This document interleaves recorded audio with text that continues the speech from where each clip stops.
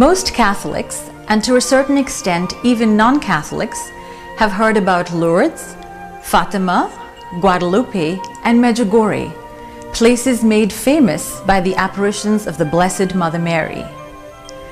Millions of devotees visit these shrines each year, seeking Mary's powerful intercession and to obtain her favors.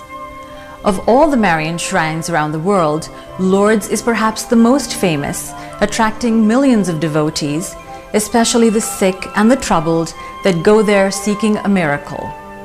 But of late, a relatively unknown little village in India has become known as the Lourdes of the East.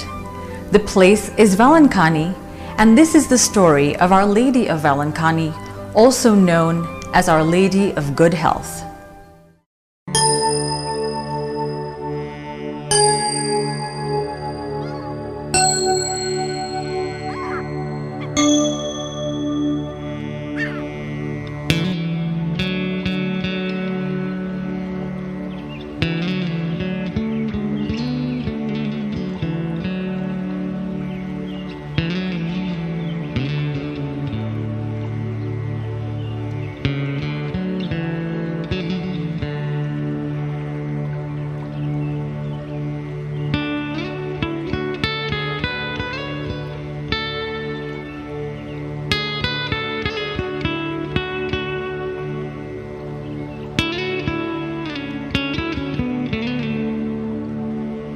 This is Vailankanni, a small town on the southeast coast of India, on the shores of the Bay of Bengal.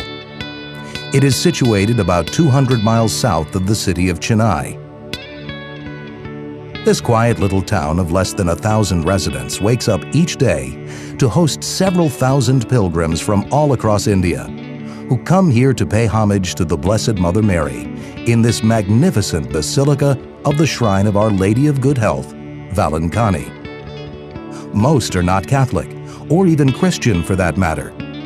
They are either Hindu, Muslim, Sikh, or followers of one of India's many religious groups. In Vellanganni, more non-Catholics come over here and receive favors. And this is quite evident in the way they pay tribute to the Blessed Mother. They bring gifts of flowers, coconuts, palms, and fruit. Many dress in saffron-colored clothes.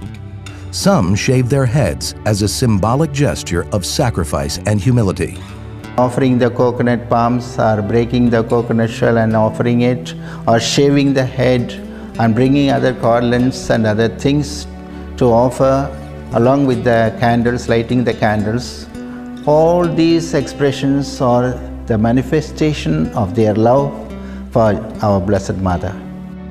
All religious, communal, and caste differences are set aside here, and everyone joins as one in their adoration and devotion to the Blessed Mother. So here we see people, not only Catholics, but of all other religions, come and accept Mary as the Mother of Jesus Christ, and at the same time their own Heavenly Mother. They have that deep tenderness and affection towards her, that they come in big crowd and show their honor to her. This is the place where we find all as one family. So the mother's love and affection is expressed among all people of different faiths here. And there is a harmony and the unicity of the nation also is manifested here. It's not only the supernatural aspect, but also the human level. And also we forget that the spiritual miracles that take place in this holy shrine. So many people suffering with the various difficulties of life are able to overcome their difficulties after their coming here. Their money problems, mental problems, and also their religious life problem. All these problems are solved because of their visit and their faith and expectation. And their prayer makes them all right in the future. So many come for confession, and there is a renewal in their spiritual life. That is the main aspect that we consider. That's why we want to stress on that religious aspect of a renovation. Whoever may be, they have to be good in the heart as well as in their dealing with other people. So we give priority to spirituality. Throughout the day, there is an endless procession of devotees making their way up to the altar to stand briefly in front of this statue of the Blessed Mother Mary and to say a silent prayer of gratitude or to pray for a cure for their illness or that of a loved one. Many childless couples come here to petition for the gift of conception. This is no ordinary statue. Dressed in a gold sari and decorated with gold jewelry, the faithful believe that those who beseech the Blessed Mother here in front of this statue and ask for a favor are rarely disappointed. I see most of the people come with great love and at the same time expectation to obtain favors. Besides the spiritual expectation of renovation of their life, there is expectation of being cured in case of disease. That's why she is called Arogya Mata. And therefore when they come and ask for some cure, they obtain that cure. And there are so many witnesses I every day meet the people, and they bring all the facts in their own life. For example, for many years, say 7, 8, 9 years, no child. After praying to our Blessed Mother, they get within no time, and then they bring that favor and the child they bring and thank our Blessed Mother.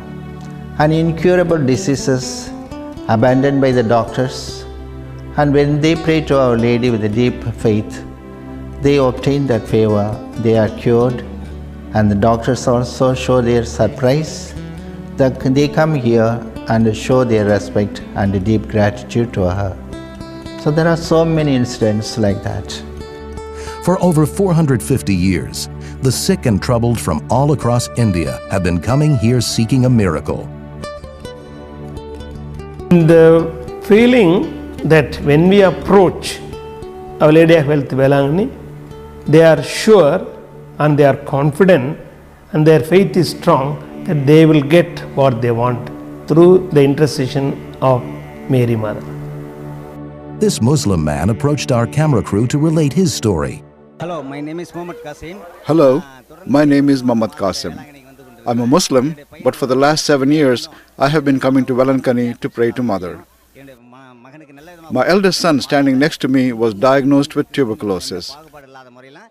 But Mother cured him completely without any tablets or medicines. She does not care if a person is a Hindu, Muslim or Christian. She cares for everyone.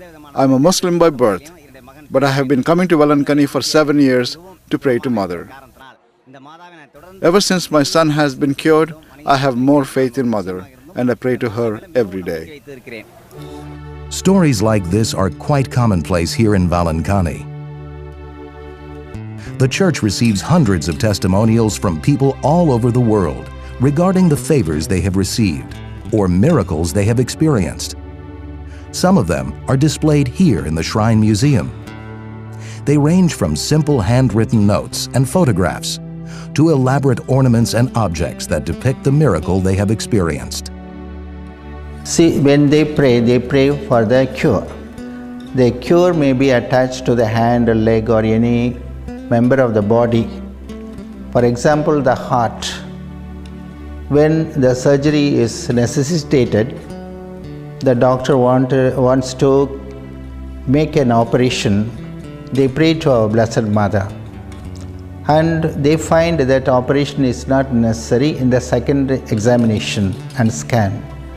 So this is the favor they obtained. So they bring a kind of heart symbolizing this favor received, and it may be in gold or in silver. So that's exposed in the museum.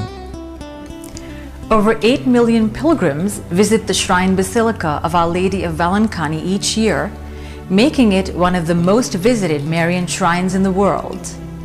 but despite its 450-year history, it is still one of the best-kept secrets in the Catholic world outside India. So, how and when did this devotion to our Blessed Mother Mary begin here in Vailankanni? According to a long-held tradition, the devotion to Our Lady of Vellanganni began in the mid-16th century and is attributed to 3 miracles. The first is an apparition of the Blessed Mother Mary with infant Jesus to a young boy delivering milk. The second, an apparition to a lame boy selling buttermilk along the roadside. And the third, the miraculous rescue of a ship full of Portuguese sailors caught in a violent storm in the Bay of Bengal. The first apparition was in the early 16th century, when Vailankanni was just a small fishing village of a few dozen residents. Each day, the fishermen of Vailankanni would cast off early in the morning and return later in the day, their boats overflowing with the day's catch. The women and children, meanwhile, would work in the nearby fields or tend cattle and sheep. Each day, they would carry the fish, produce, and dairy products a few miles to Nagapattinam, a town of wealthy merchants and Portuguese traders. On their journey, they would pass a small pond of fresh water near a huge banyan tree. Sometimes they would stop here for a few minutes to drink the cool water from the pond, or to rest under the shady banyan tree before resuming their errands.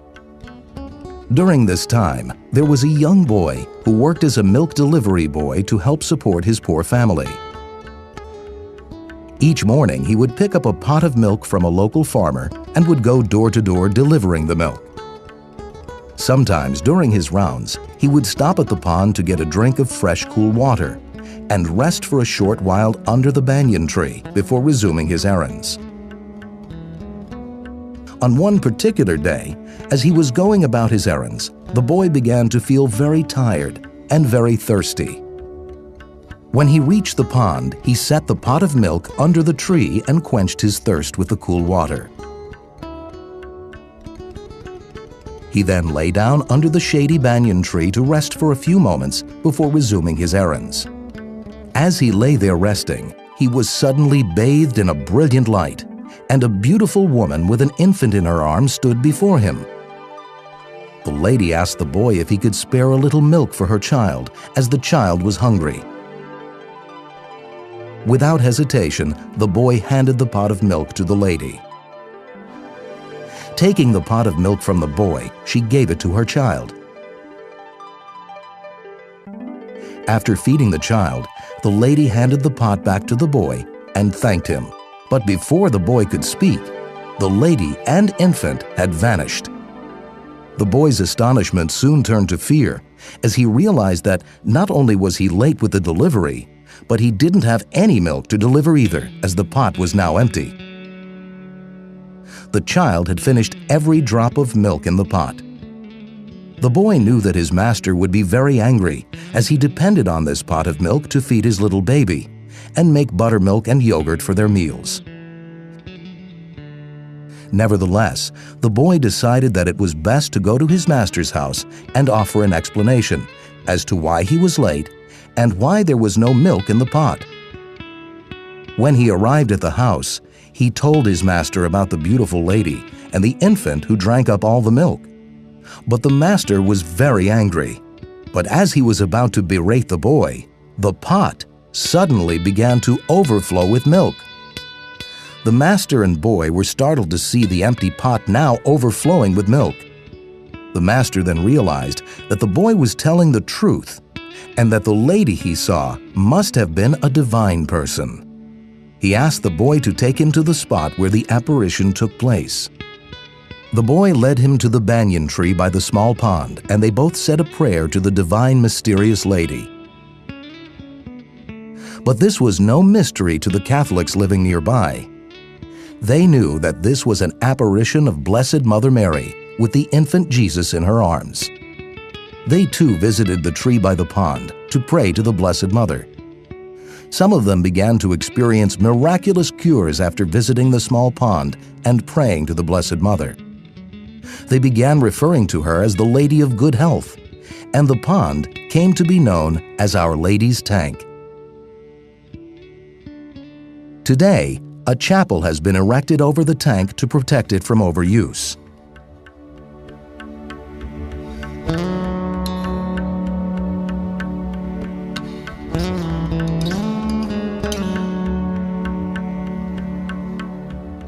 Inside the chapel is this painting, depicting the apparition of the Blessed Mother to the Milk Boy. 450 years after the first miracle, the devoted still come here every day to pour their hearts out and beseech the Blessed Mother Mary for a miracle.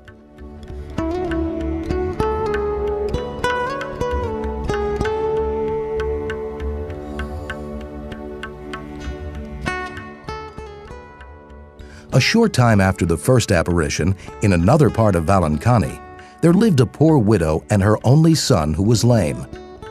Although the boy was handicapped, he would try to help his mother out as much as he was able. Each day, the boy's mother would make a pot of buttermilk, which the boy would sell while sitting under a tree by the roadside. The cool and refreshing buttermilk was quite popular in the neighborhood, and the boy would normally sell the whole pot by the end of the day.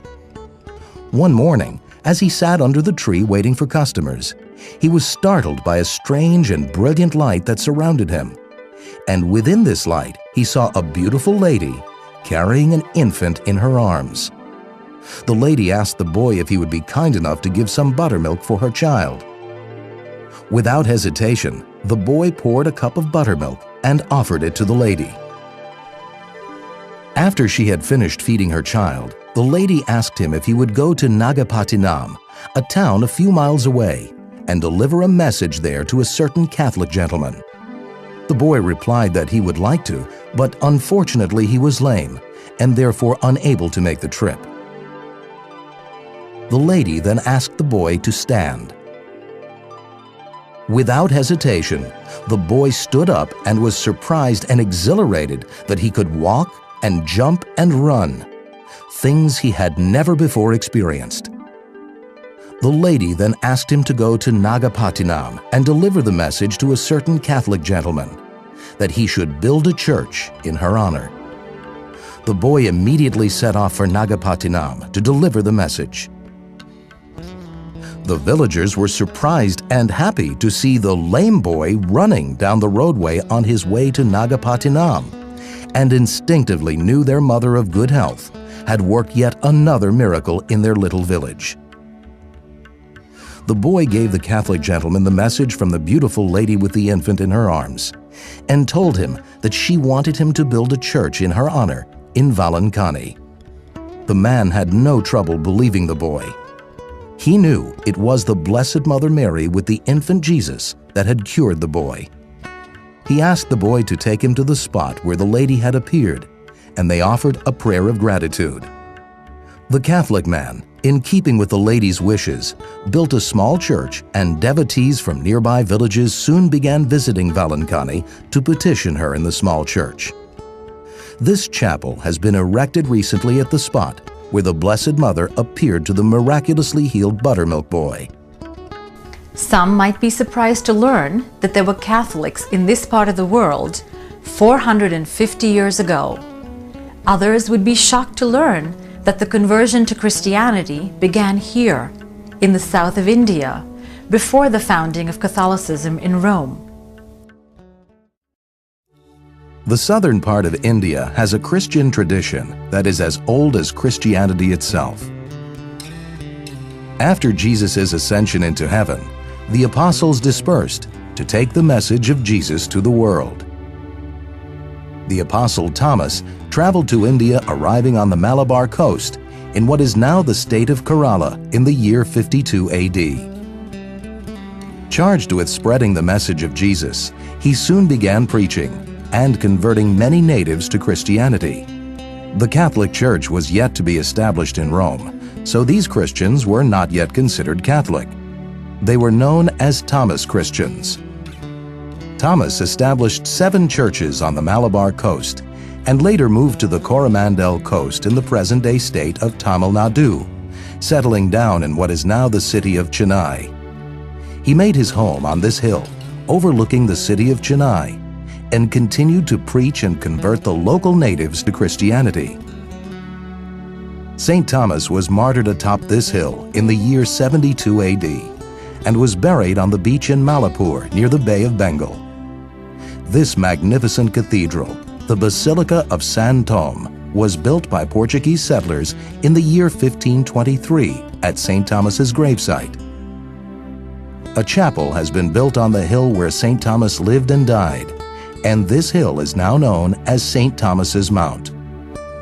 Inside the chapel, an inscription reads, "It was on this sacred spot that St. Thomas the Apostle was pierced with a lance and killed." There is recorded evidence that the stone cross on the altar was carved by St. Thomas himself, and it's considered miraculous, and that it sweated blood several times during Mass between the years 1551 and 1704. The picture of Our Lady painted by St. Luke was brought by St. Thomas to India. Today, there are millions of Thomas Christians all over the world. In the late 15th century, there was great interest in Europe to find a direct sea route to India. The reason? India's spices, especially pepper, which at that time was selling in Europe for a higher price than gold. The King of Portugal commissioned Vasco da Gama, a much decorated naval commander, to lead an expedition to discover a sea route to India. Vasco da Gama set sail on July 8, 1497 from Lisbon, reaching the Malabar coast in the south of India on May 18, 1498. Portugal wasted no time colonizing this part of India, and within a few years, there were over a dozen Portuguese colonies along both the east and west coasts of southern India, including one in Nagapattinam, just a few miles from Vailankanni.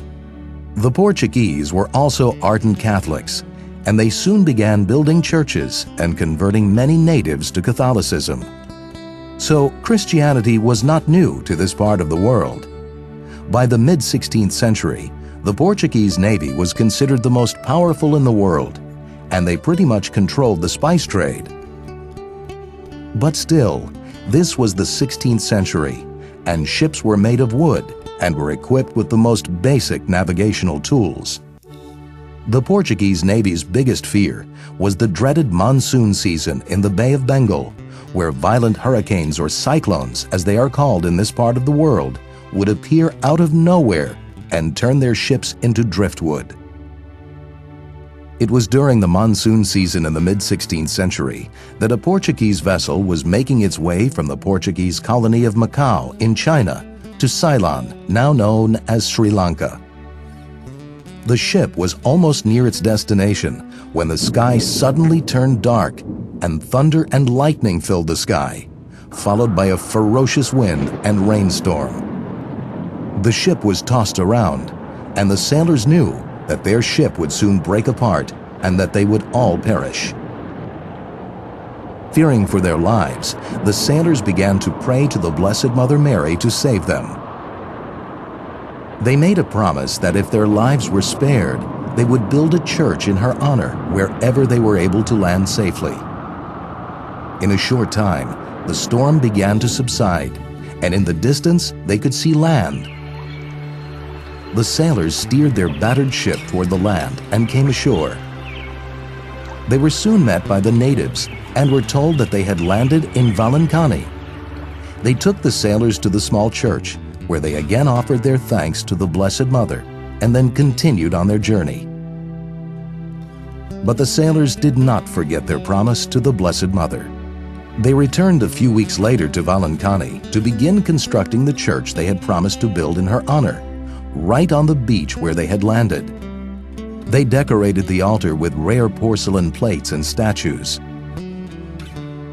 When completed, the church on the beach facing the Bay of Bengal was quite impressive in both size and beauty. Today, the modest church that the grateful Portuguese sailors built has been extended many times and has been transformed into a magnificent basilica with 3 separate worship areas to serve the needs of the millions of devotees that visit Vailankanni each year. In spite of all the renovations and extensions, the main altar has been preserved in its original state and is essentially the same that the Portuguese sailors had built in the mid-16th century. The shrine campus has gone through many improvements recently, and several new structures have been added, including the Chapel of Reconciliation,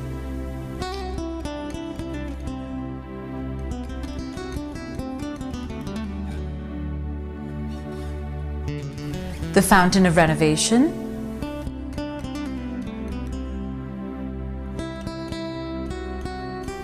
the chapel at Nadathittu, marking the spot where Our Lady appeared to the buttermilk boy, and the chapel at Our Lady's Tank. Coming up next, the Feast of Our Lady of Vellankanni, a celebration of joy and truly incredible devotion. The church celebrates the Feast of Our Lady of Good Health from August 30th to September 8th to celebrate the birthday of Our Lady and to commemorate the anniversary of the landing of the Portuguese sailors. The basilica is beautifully decorated with colorful lights and is ready to welcome over 500,000 pilgrims who pass through Vailankanni each day of the feast. Hundreds of buses ferry devotees from towns all across India, completely overrunning this massive bus stand. But in what is perhaps the biggest show of devotion and adoration, and perhaps unheard of at any other shrine, hundreds of devotees walk the entire distance to Vailankanni from their homes, some as far as 200 miles away. They make vows to walk all the distance in order to show respect to her and thank her for the favors received every year. That's why we find people coming every year on foot. And sometimes even outside the state, people come, but they come up to Tamil Nadu by train or by some other conveyance. Then afterwards they begin their foot pilgrimage walking. Where are you coming from? How far? 225 kilometers. Carrying their meager supply of food and water on their heads, and with young children in tow, many too poor to even afford footwear, they travel in groups, sometimes pulling beautifully decorated floats with a statue of Our Lady. Singing hymns and chanting Ave Maria, they are an awe-inspiring sight to behold along the dark, dusty roadways approaching Vailankanni.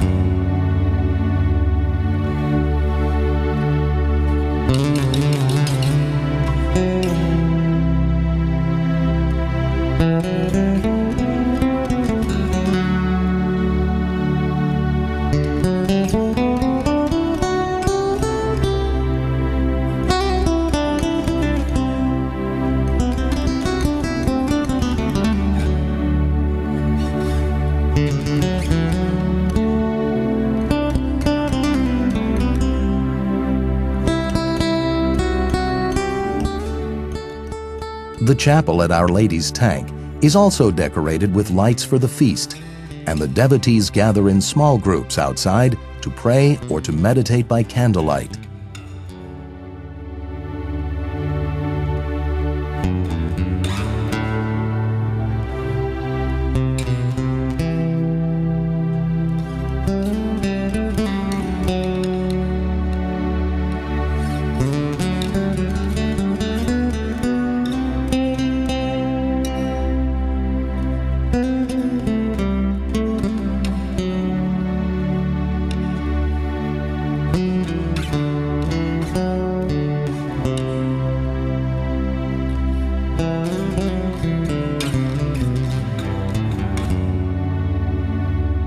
group of children gather outside the chapel to sing hymns.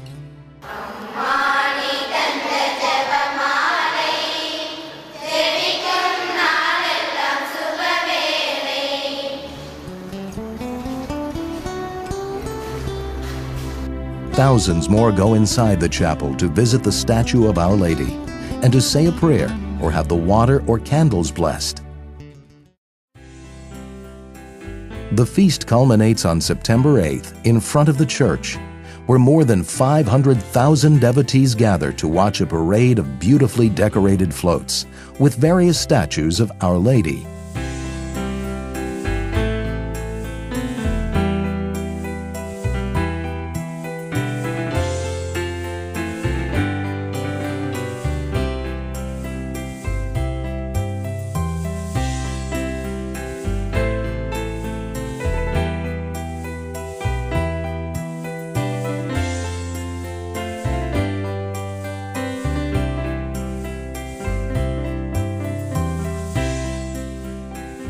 Standing here and watching this sea of humanity, one wonders how such a spectacle of devotion could be possible in a country with a small Christian minority. The popularity is God is working here through our Blessed Mother. That's the fact. Everybody has to acknowledge that. Because Jesus, He has chosen, it is attributed to Him only, the glory goes to Him. So here our Blessed Mother, His own Mother, is glorified in this way. So this is a peculiar place where Jesus Christ is glorified through His Mother. Thanks mainly to a large expatriate Indian Catholic population in Europe, Australia, and the United States, devotion to Our Lady of Vellankanni is now spreading to the West. As a further sign of the popularity and importance of Vailankanni in the Catholic world, an oratory was dedicated to Our Lady of Vellankanni in the magnificent Basilica of the Shrine of the Immaculate Conception in Washington, D.C. in August 1997. Built largely through the efforts of the Indian Catholics living in the United States, the oratory captures the uniqueness of Vellankanni and the richness of India's art and culture. If you happen to visit or live in the Washington, D.C. area, be sure to visit this magnificent basilica and the oratory of Our Lady of Vellankanni. It is our hope that you enjoyed watching this program. I'm Beverly Anderson, wishing you good health. Bye for now.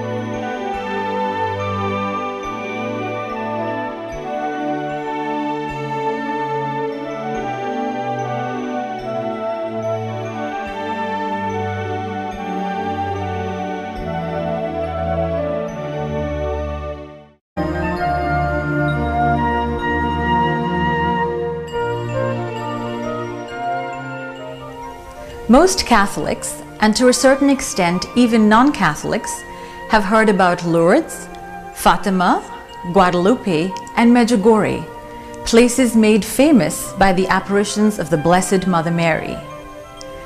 Millions of devotees visit these shrines each year, seeking Mary's powerful intercession and to obtain her favors. Of all the Marian shrines around the world, Lourdes is perhaps the most famous, attracting millions of devotees, especially the sick and the troubled that go there seeking a miracle. But of late, a relatively unknown little village in India has become known as the Lourdes of the East. The place is Vailankanni, and this is the story of Our Lady of Vailankanni, also known as Our Lady of Good Health.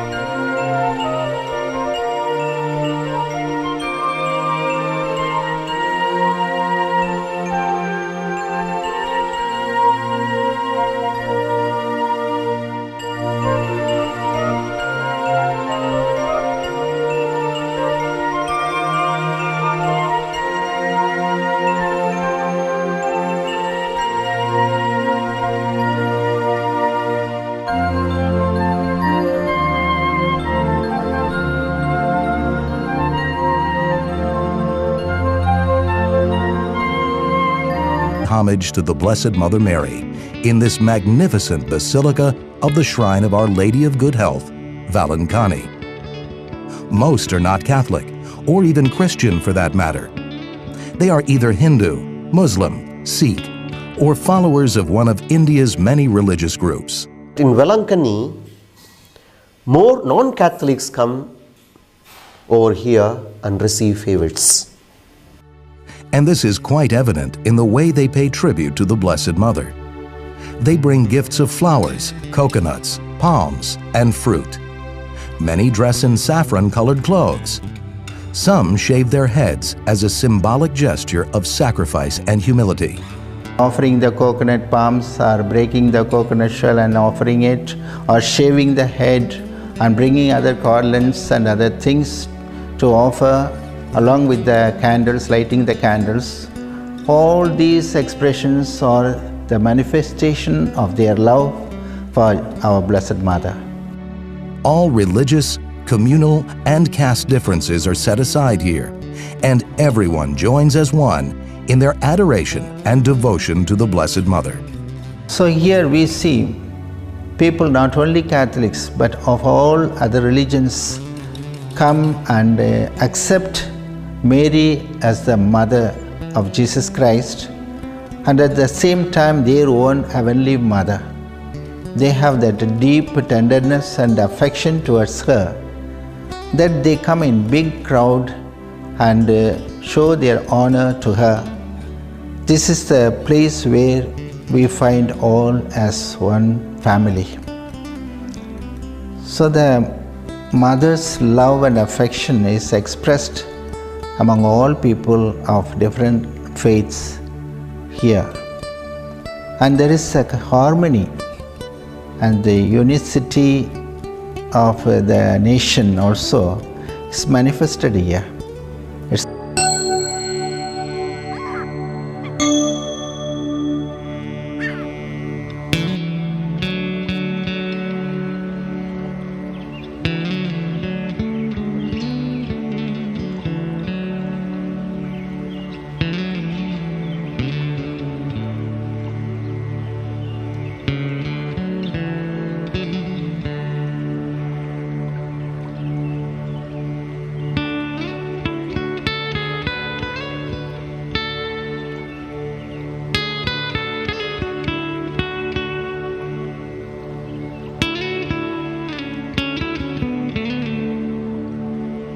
This is Vailankanni, a small town on the southeast coast of India, on the shores of the Bay of Bengal. It is situated about 200 miles south of the city of Chennai. This quiet little town of less than 1,000 residents wakes up each day to host several thousand pilgrims from all across India who come here to pay